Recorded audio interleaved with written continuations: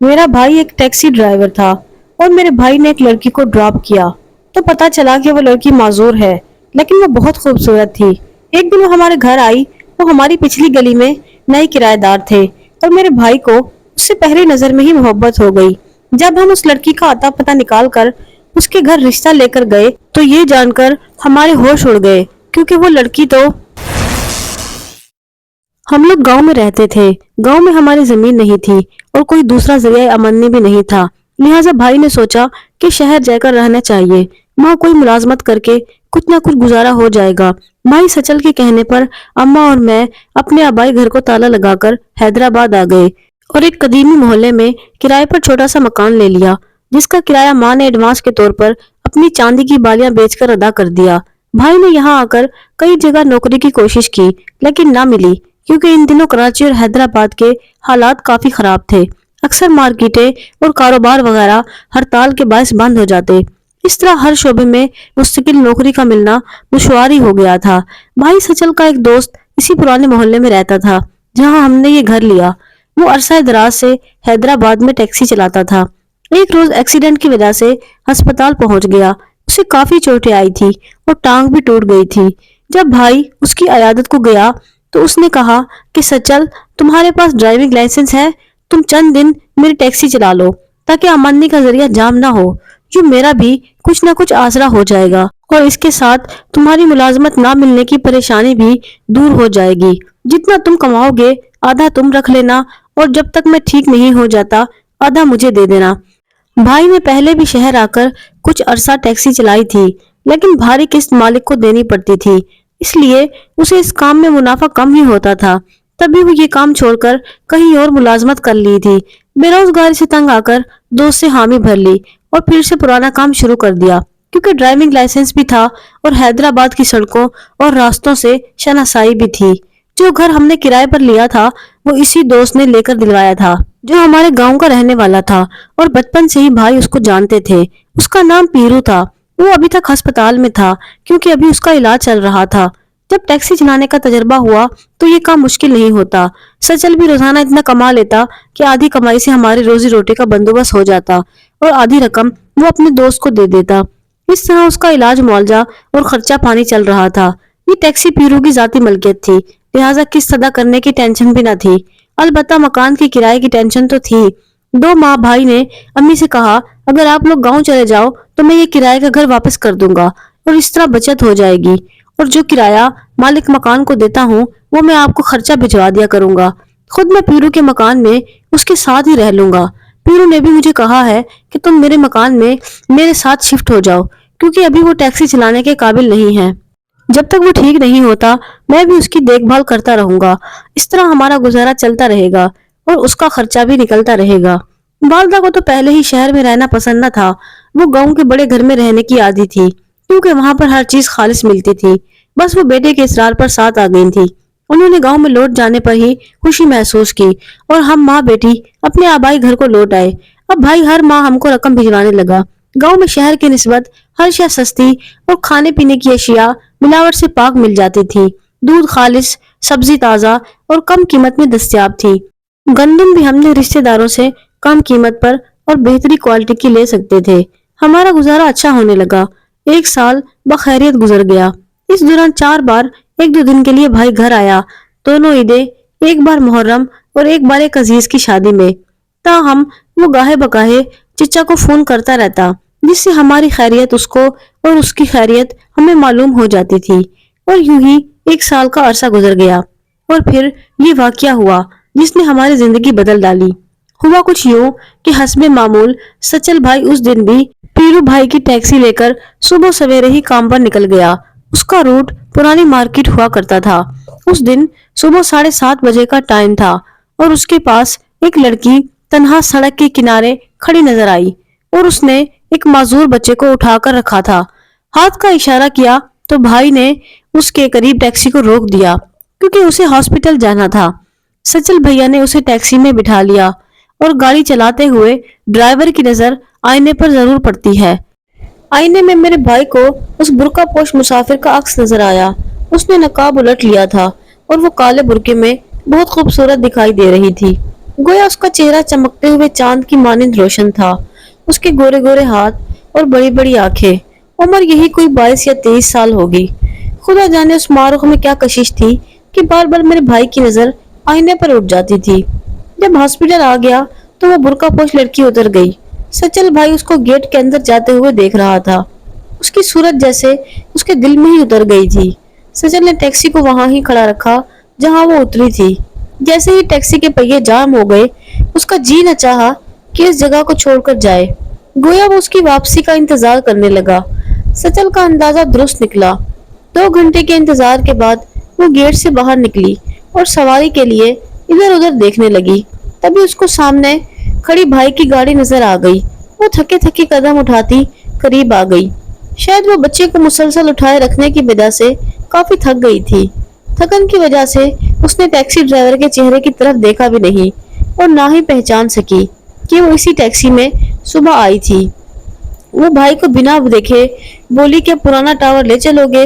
हाँ, क्यों नहीं, भाई ने कहा और दरवाजा खोल दिया। वो पिछली नशिस्त पर बैठ गई। भाई की खुशी की इंतहा न रही, क्योंकि जिस जगह उसने चलने को कहा था वो सचल की क्यामगाह से दूर न थी। रास्ते में भाई ने कहा, आपने मुझको नहीं पहचाना? मैं आपको हॉस्पिटल लाया था। अब जहां आप जा रही हैं वो जगह मेरे घर के बिल्कुल साथ में ही है। वो खुश होकर बोली, ये तो बहुत अच्छा हो गया कि दोबारा आपकी ही टैक्सी मिली है। असल में मुझे सुबह सुबह हर रोज बच्चे को अस्पताल ले जाना होता है और इस वक्त कोई सवारी भी नहीं मिलती। इसको उठाकर काफी देर सड़क पर खड़े रहना पड़ता है। अब सुबह टैक्सी लेकर कितने बजे निकलते हैं? अच्छा है कि आपका घर करीब है। अगर आप सुबह सवेरे निकलते हुए मुझे बिठा लिया करें तो मेरी बहुत बड़ी मुश्किल हल हो जाएगी। उसने एक ही सांस में सब कुछ कह दिया। मेरा भाई बोला कि अगर आप बता दें तो मैं आपके दरवाजे पर आ जाऊंगा, और अगर किसी से आपके घर का पूछना हो तो मैं किस नाम से पूछूंगा? वैसे मेरा नाम तो बाहम है, मगर आप किसी से भी जाहिद के नाम से पूछना। भाई ने कहा, बेहतर है, मैं सुबह निकलता हुआ आ जाया करूंगा। यूं वो रोज इस सवारी को अस्पताल पहुंचा दिया करता था। जिस माजूर बच्चे को वो अस्पताल लाती थी वो उसकी बहन का बच्चा था और बहन वफात पा चुकी थी। लिहाजा अब उस बच्चे की देखभाल की जिम्मेदारी उसकी ही थी। इस बच्चे को 6 माह की उम्र में पोलियो हुआ था। वो चलने फिरने से माजूर हो गया। तभी 3 साल का बच्चा उसे गोद में ले जाना पड़ता था। उसने बताया कि इस बच्चे को अस्पताल वाले बिजली की मशीन से मालिश करते हैं, तभी रोज उसको मुकर्रा वक्त पर हॉस्पिटल जाना होता है। एक दिन सचल भाई के पूछने पर माहम ने उसको बताया कि हम गरीब लोग हैं और बहन की वफात के बाद उसके शोहर ने दूसरी शादी कर ली और बच्चे हमारे घर छोड़ दिए क्योंकि उसकी नई बीवी उन्हें नहीं रखना चाहती थी। फिर उसने बताया कि मेरे घर में मेरे बूढ़े माँ बाप और मरहुमा बहन के 2 बच्चे हैं और कोई दूसरा कमाने वाला नहीं है। एक खालाजाद भाई भी साथ रिहाइश पजीर है जो मुझसे 4 साल छोटा है। वो कभी कमाता है और कभी बेरोजगार हो जाता है। जाहिद उसी का नाम है। पहले मैं एक स्कूल में नौकरी करती थी, लेकिन उस बच्चे की वजह से सुबह पहुंचने में देर हो जाती थी, क्योंकि जाने से पहले बच्चे को नहला धुलाकर और खुद नाश्ता हाथों से खिलाकर और बूढ़े माँ बाप को देकर और घर की सफाई करके जाना पड़ता था। तभी हेड मिस्ट्रेस ने मुझे नौकरी से निकाल दिया है। भाई सचल ने कहा कि तुम फिक्र ना करो, मेरा एक वाकिफकार अस्पताल में मुलाजिम है, वो तुम्हारी मदद करेगा। इस तरह तुम्हें लाइन में नहीं लगना पड़ेगा और मैं तुमको अस्पताल भी सुबह वक्त से 5-10 मिनट पहले ही पहुंचा दिया करूंगा। भाई सचल और पीरू अब एक ही मकान में रहते थे, जिसका किराया टैक्सी की आमदनी से दिया जाता था। वो माहम की बहुत ज्यादा माली मदद तो न कर सकता था, ताहम ये मदद जरूर करता था कि उसका किराया नहीं लेता था। वो हर रोज मुकर्रर वक्त पर माहम के घर के सामने टैक्सी खड़ी कर लेता और वो आवाज सुनकर बाहर आ जाती। वो टैक्सी में बैठ जाती। उसकी गोद में 3 बरस का माजूर बच्चा होता था।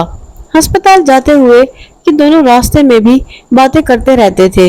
इस रोजाना के मामूल में दोनों एक दूसरे को अपने मसाइल से आगाह करते। बातें करते करते पसंदीदगी बढ़ी और बात मोहब्बत के इजहार तक जा पहुंची। सचिन ने उसको बता दिया कि वो पहले दिन ही उसकी एक झलक देखकर उसका दीवाना हो गया था। दोनों रोजाना फोन पर भी बातें करते। اس نے ماہم کو اپنے گھر آنے کی دعوت دی جسے اس نے قبول کر لیا، اور ایک دن ہسپتال سے واپسی پر بھائی اسے اپنے گھر بھی لے گیا کیونکہ ان دنوں پیرو اپنے گھر گاؤں گیا ہوا تھا۔ بھائی نے ماہم کو شادی کا کہا۔ اس نے شادی کی آفر پر فی الحال کسی رد عمل کا اظہار نہ کیا۔ اس نے یہی کہا کہ ابھی میرے حالات اس کی اجازت نہیں دیتے۔ بھائی اس کی مجبوری سمجھ گئے۔ اب ہسپتال سے واپسی کی ڈیوٹی پر باقاعدگی سے سچل بھائی نے ہی اٹھا لی تھی، اور ماہم واپسی پر گھر اترنے کی بجائے کچھ دیر کے لیے میرے بھائی کے گھر آ جاتی۔ دونوں چائے پیتے اور کبھی ناشتہ بھی ساتھ کر لیتے اور ڈھیروں باتیں کرتے۔ بعد میں وہ پیدل ہی گھر چلی جاتی اور سچل بھائی اس کو گھر کی طرف جاتے ہوئے اپنے دروازے پر کھڑے ہو کر دیکھتے رہتے۔ بھائی اس کی مالی مدد بھی کرتے۔ 5-6 ماہ یوں ہی گزر گئے۔ بھائی سچل نے کئی بار اسے شادی کرنے کے لیے کہا تو وہ جواب دیتی کہ گھر میں کچھ پریشانی ہے، حالات ذرا سنبھل جائیں تو پھر میں امی سے تمہارا ذکر کروں گی۔ بھائی اب شادی کر لینا چاہتے تھے اور میری امی بھی بیٹے کے سر پر سہرا دیکھنا چاہتی تھی۔ بھائی نے کئی بار ماہم سے کہا کہ اگر تم اجازت دو تو میں تمہارے گھر والوں سے رشتے کی بات خود کر لوں یا اپنی والدہ کو گاؤں سے لے آؤں تاکہ وہ تمہارا رشتہ طلب کرے، لیکن وہ ٹالتی رہی، یہی کہتی کہ کچھ دن ٹھہرو۔ یہ گاڑی کچھ ماہ اور چلتی رہی۔ آخر ایک دن وہ سانحہ ہو گیا۔ سچل بھائی اب محلے والوں سے ڈرتے تھے کیونکہ وہ مکان میں اکیلے رہتے تھے، اور یوں نوجوان لڑکی کا ان کے گھر آنا جانا، اور اس پر یہ بھی خوف تھا کہ کبھی ماہم کے گھر والوں میں سے کوئی اس کے مکان میں آتے جالتے اسے دیکھ نہ لے اور کوئی ہنگامہ کھڑا نہ ہو جائے۔ لیکن جو کچھ بھی ہوا وہ اس سے سوا تھا۔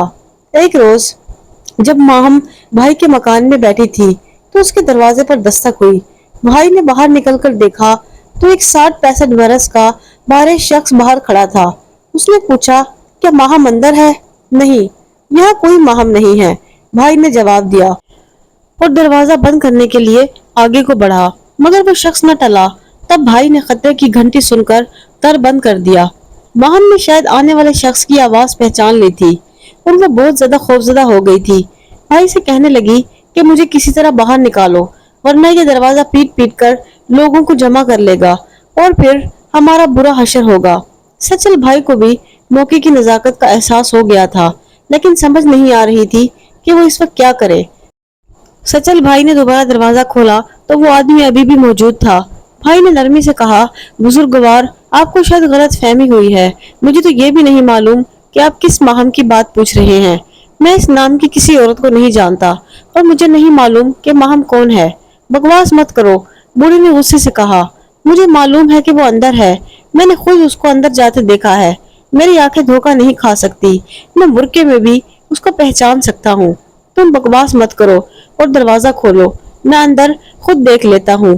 بابا جی اندر میرے بال بچے اور بیوی بھی تو ہو سکتے ہیں، ایسے آپ میرے گھر کی تلاشی نہیں لے سکتے، جبکہ آپ جانتے ہوں گے کہ اس کوارٹر کا ایک ہی کمرہ ہے اور میں آپ کو یوں اندر آنے کی اجازت ہرگز نہیں دوں گا۔ اس طرح اس نے تو بوڑھے کو باتوں میں لگا لیا اور ماہم کو باہر نکل جانے کا موقع مل گیا کہ سچل بزرگ کے سامنے کھڑا ہو گیا تھا۔ تاہم اس نے برقع پوش خاتون کو باہر نکلتے ہوئے دیکھ لیا تھا اور اس کا پیچھا کیا۔ جاتے ہوئے بھائی کو کہہ گیا کہ تمہیں تو میں دیکھتا ہوں اور میں تمہیں کبھی بھی زندہ نہ چھوڑوں گا، یاد رکھنا۔ ماہم کہاں جاتی، اس نے تو اپنے گھر اب جانا تھا۔ سچل کو اندازہ ہو گیا تھا کہ یہ شخص اب اس کا کیا حشر کرے گا اور اس سے بھی خوب پوچھ گچھ ہوگی، لیکن بعد میں جو حقیقت کھلی وہ تو اس کے وہم و گمان میں بھی نہ تھی۔ لہٰذا فی الحال اس نے عافیت اسی میں جانی کہ فوراً یہاں سے نکل جائے۔ اس نے اپنے 2 جوڑے کپڑے اور گاڑی کا لائسنس، کچھ نقدی جو موجود تھی، جیب میں رکھی اور لاری اڈے پر آ گیا۔ وہاں سے لاری پکڑ کر سیدھا گاؤں آ پہنچا۔ اس نے سوچا کہ اگر وہ شخص یا محلے والے اس کا پیچھا کرنے چاہیں تو کسی نہ کسی سے اتا پتا معلوم کر لیں گے، اور چھوٹے گاؤں کا اگر نام بھی معلوم ہو جائے تو وہاں کے باسی کو تلاش کرنا کچھ بھی مشکل نہیں ہوتا۔ بھائی ماہم کے لیے بہت پریشان تھا، اسے کہیں بھی چین نہ تھا۔ وہ نہیں جانتا تھا کہ اس پر کیا بیت رہی ہے جسے وہ اپنا چین قرار سب ادھر ہی چھوڑ آیا تھا۔ بھائی پیرو کے پاس گیا اور اس کو حال احوال سے آگاہ کیا اور کہا کہ اب تم اپنی ٹیکسی کی حفاظت کے لیے جاؤ، میں وہاں فی الحال نہیں جا سکتا، اور ایسا معاملہ ہوا ہے، ممکن ہے وہ لوگ اب میری جان بخشی نہ کریں اور ماہم کو بھی نقصان پہنچائیں۔ ماہم کو کچھ ہو میں یہ برداشت نہیں کر پاؤں گا، اور تم ہی جا کر इन हालात को संभालो। मैं तब तक घर रहूंगा, तब तक मुझे भी वहां के हालात से आगाह करते रहना। पीरू को भाई की इस हिमाकत पर गुस्सा तो बहुत आया, लेकिन वो अभी तक टैक्सी चलाने से माजूर था। उसका एक पाँव काम ही न करता था और टांग में भी अभी तक लोहे के पेच लगे हुए थे। वो नाचार हैदराबाद बड़ी मुश्किल से गया और हालात का जायजा लिया। यकीनन उस बूढ़े ने माहम की खूब खबर ली थी। पीरू को वहां जाकर पता चला कि ये खबर उसने मेरे भाई को दी तो उसकी तो जैसे पैरों से जमीन निकल गई। माहम दरअसल उस बूढ़े की बेटी नहीं बल्कि बहू थी। उसने मेरे भाई को बहुत बड़ा धोखा दिया था। उसने खुद को गैर शादीशुदा बताया और ये भी न बताया कि वो पोलियो ज़दा बच्चा उसका अपना ही लख्ते जिगर था। दरअसल उसका शोहर सऊदी अरब गया हुआ था और जाहिद जिसे उसने अपना खालाजाद बताया था वो उसका देवर था। वो वालदैन के साथ नहीं बल्कि अपने सास ससुर और देवर के साथ रहती थी। खुदा जाने उसने ये सारी बातें सचल भाई से क्यों छुपाई थी। शायद इसलिए कि वो उसकी हमदर्दियां समेट कर माली फायदा हासिल करना चाहती थी और सचल भाई उसके फरेब में इस कदर गुम हो गए थे कि उसके बारे में मोहल्ले वालों से भी मालूम करने की कोशिश नहीं की। हालांकि इस मोहल्ले में काफी लोग टैक्सी की सवारी की जरूरत पड़ जाने की वजह से उससे वाकिफ हो चुके थे। माहम ने कितना बड़ा झूठ बोला था कि ये बच्चे मेरी मरहूम बहन के हैं। दरअसल वो उसी के बच्चे थे। खैर, इधर माहम ने ससुर से जो भी बहाने किए, बड़े मियाँ ने यकीन न किया। उसके शोहर को फोन करके सऊदी अरब से बुलवा लिया कि वो आकर खुद ही अपनी बीवी का फैसला करे। शोहर भी फौरन आ गया और जब उसने सारे हालात सुने तो बीवी मजलूम बनकर गिड़गिड़ाने लगी, मगर उसने तो बीवी की एक न सुनी। वो जानता था कि उसका उम्र रसीदा बाप कभी भी झूठ नहीं बोल सकता। उसने बाप ही की बात का यकीन किया और अपनी बीवी को उसी वक्त तलाक दे दी और बच्चे भी उससे छीन लिए। वो माजूर बच्चा भी उसे ले लिया गया जिसके लिए वो दिन रात बेचैन फिरती थी और जिसकी सेहत याबी के लिए वो इतने बड़े कष्ट उठा रही थी। तलाक देकर माहम का खाविंद वापस सऊदी अरब चला गया और उन लोगों ने इस मोहल्ले से घर भी तब्दील कर लिया। सच चुका कि उन्होंने अपनी औरत को ही सजा दी, भाई के पीछे न पड़े। पीरू को तो मोहल्ले का हर आदमी जानता था वो ऐसा नहीं है और वो वक़्त के रोज हैदराबाद में मौजूद भी ना था। वो एक्सीडेंट के बाद चलने फिरने से कासिर हो गया था। मोहल्लेदारों ने उसका ही साथ दिया और मामला खत्म हो गया। इधर मेरे भाई ने ये सब सुना तो उसकी सारी खुशियां ही जैसे अंधेरों में डूब गई। महीनों वो हंसना भूल गया। आहिस्ता आहिस्ता वो कुछ नॉर्मल हुआ। 4 माह तक पीरू की टैक्सी भी बंद खड़ी रही। उसको भी माली तंगी ने घेर लिया। उसका गुस्सा भी ठंडा हो गया था। इधर मेरे घर का चूल्हा भी भाई के कोई काम ना करने की वजह से ठंडा पड़ रहा था। दोबारा पीरू ने भाई को बुलवाया क्योंकि उसका इलाज अभी भी जारी था और साथ ही हम भी आ गए क्योंकि भाई फिर से सदमे से दो चार ना हो। भाई वहां था तो कुछ ही दिन के बाद किसी मोहल्ले वाले ने माहम के ससुराल वालों को खबर पहुंचा दी। एक रोज उसका ससुर पीरू के मकान पर आया और उस वक्त सचल भाई वहां मौजूद न थे। वो टैक्सी लेकर निकले हुए थे। पीरू ने माहम के ससुर से कहा कि मेरा मुलाजिम टैक्सी चलाने को मैंने रखा है और वो जा चुका है, लिहाजा अब आप उसको तलाश न करें, वो दुबई चला गया है। यूं समझाने बुझाने पर वो टल गया। जब शाम को भाई लौटा तो पीरू ने उसे फौरन ही खबरदार किया कि होशियार रहो, उन लोगों का गुस्सा अभी भी ठंडा नहीं हुआ है और अब तुम्हारा इस मोहल्ले में रहना ठीक नहीं है। मैं तुम्हारे लिए कोई और जगह तलाश करता हूँ, फिर आप लोगों को बुलवा लूंगा।